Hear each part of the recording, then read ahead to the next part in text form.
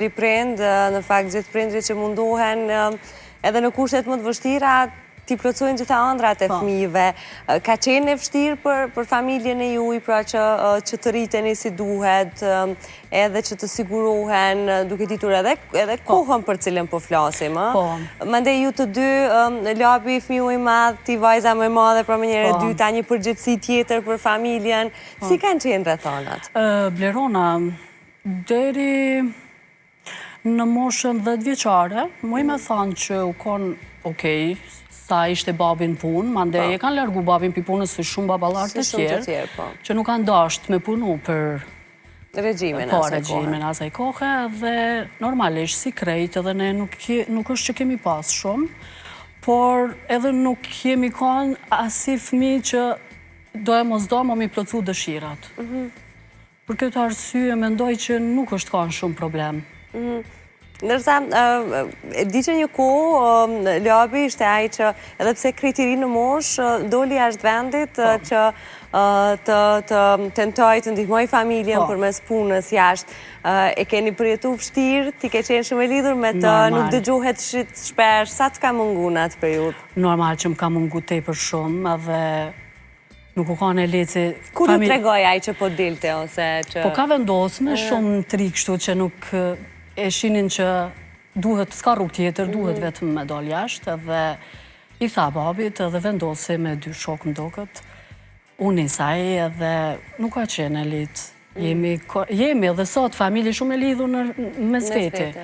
Edhe kur labi dul, okej, filloj pak me punu, se shkoj të tezja, aty ai agja, do me thamë buri tezës, kishte një firmë të vetën, edhe u punësu, e krejt në regull, po mali, plus kur e dinë se për çka ka shku, që ajo dhe më shumë. Pas sa kohë u këthyje? E tash, vazhdon kjo pjesa tjetër që unë, moshën 16 vjeçare, duke i bosh 17, jom feju. Pak e re në mosh, po ashtu ke kysmet. Edhe mandej krisi lufta në Kosovë. Dullëm në Stankovac aty, në Blacë normal, baj mend se kjo histori edhe më prejk pak, dullëm edhe nuk e dinim a do kthejemi ma, a qka do të bëhet me vendin tonë. Edhe unë, babi, nana, Miloti edhe Ena, ata ishim atë vogël, 2 ditë kemi ndejt aty dhe ma i mend që unë si ma e madhja, u mundoja ti mbroja këta mës t'i kop shiu, a diqka një batanie e morëm që na i dhashim prej ndima për shemull ata të Macedonis. Me kujtoj që të natën kom nejt, shpina jem u bo me shi, gjithë natën. Edhe mandej kemi shku të shoku i babit në Tetova, Gjineha që du të përshëndes shumë dhe nuk e harojmë kur, kurse si s'harojmë këto të mira. Aje dhe ishte duke na prit, ishte thanë në gruas vetë, si të vjen familja, Tahiri, edhe nëse Islami nuk është, se shoki ngusht, po dikush që vjen me mbi emrin Tahiri, hape derën edhe shtin i mbrenda. Kur shkova me babin atje, me njerë na futën brenda dhe shumë mirë, ata nuk dojshin edhe që na të largomi dhe sa të bëhat mirë në Kosovë. Po babi tha, ne atë lutem, unë duhet me shku në Stankovec, sa ati u bëjshin tani që na dërgonin jashtë shtetit. Edhe i tha, t'lutem ne atë, po në duhet ta marrë këtë vendim, se kam vajtën e fejume dhe du t'i nej në besmikut. Edhe, okej, u pajtu diqysh, dulem në Francë. Normal, na patar dhe për me shku në Kanadë, aty lista, se qështa bëjshin ata listën, po babi i tha, jo, nëse bëhet për Francë, ose Gjermani, Zvicër, këtu, ku mundet të dhëndri me ardhë dhe me marrë vajzën. Pra gjithë kjo përpjekje ishte që me qu fjallën në vend, për martesën e Tani ikum në Francë, mas 3 javë, vendosa më martu edhe pse nuk u kam plani kështu, po nuk u di se qa po bëhet, apo këthemi, apo bëhet mirë. Edhe u martova, mas 4 vite kryova familje, kam 2 djemë, Jonin edhe Ledionin, kështu është. Tani vazhdimi. Nanë shumë e re në mosh, që besoj të edhe ti, edhe fëmiu i parë, dhe si e keni mësu... Jo, jam e dyta, labi është i pari. Dhe fëmiu ju që parë. Po. Duke qenë se je bunon në moshëm 3, e kom përshtypjen që, po them, jeni pjek me njëri tjetrin, pra ti ke mësu vazhdimisht prej fëmiu të parë, shumë qka dhe për vetën tënde. A ishte e vështirë me menaxhu edhe me vazhdu qëndrimin pa u kthy në Kosovë? Normal, fillimet janë kanë shumë të vështira, por masi që erdhë në jetë fëmiu i parë, ishte pak ma ndryshe. E kisha atë ngrohtësinë. Sigurisht që më kanë mungu gjithherë familja, po është pak ma ndryshe se kur je vetëm. Sa vjeç janë ata sot?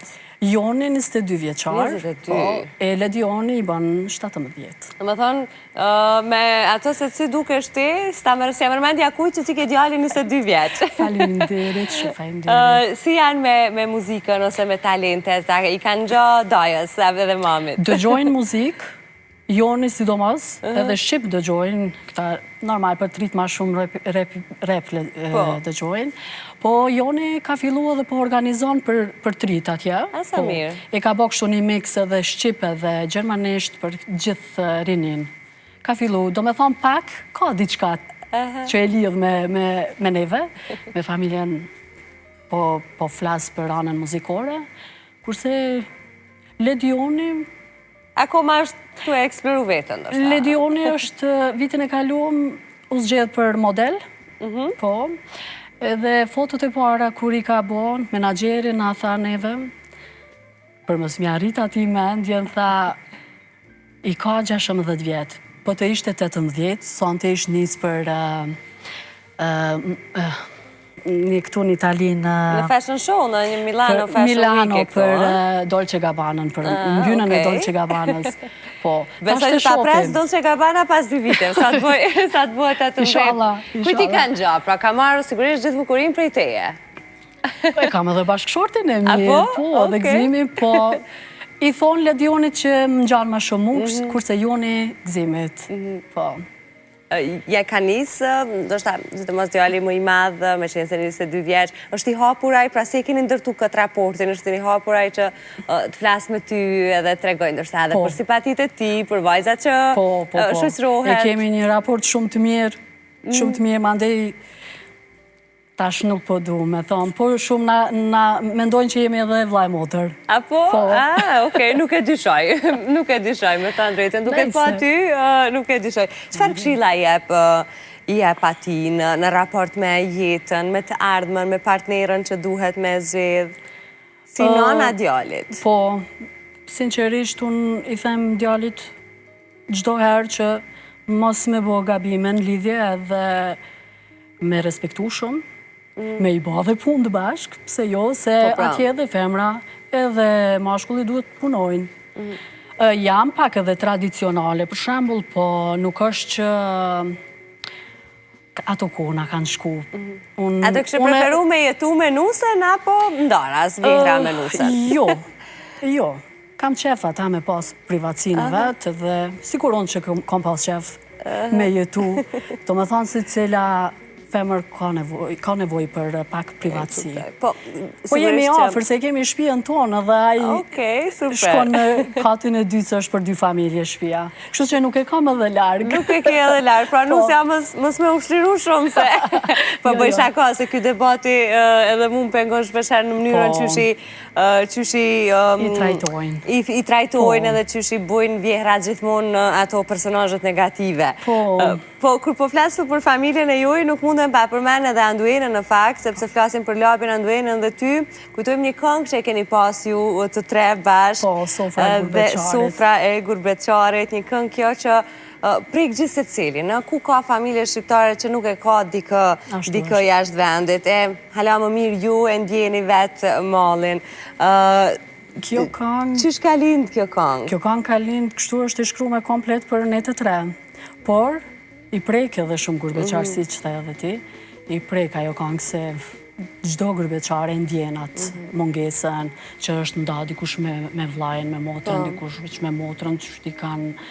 Edhe është një këngë shumë e mirë, është pritë shumë mirë, por është në fakt e shkruame për ne. E shkruar për juve. A ka nëj varg aty, ose nëj pjesë që ty ty të prek mas shumë ti, cila është një fjali?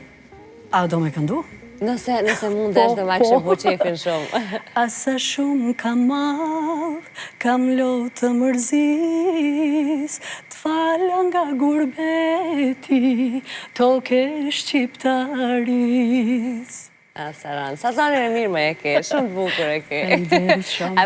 E keni bëndu njëherë këtë diskutimin mes ju të treve. Kush këndon mësë mirë në familjen Tahiri? Se cili ka folë për tjetrin, se jo ti ke ngjyrën pak më të veçantë, ose asi, po, Labi është më i miri. Apo?